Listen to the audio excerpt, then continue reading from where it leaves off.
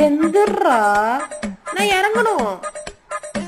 சுசு, கொஞ்சம் வழி விடு. பாத்தியா, வழி விடுறா. அம்மா கொஞ்சம் வழி விடுறீ. வந்துட்டான் பாரு. சுசு, ப்ளீஸ் அம்மாக்கு வழி விடு.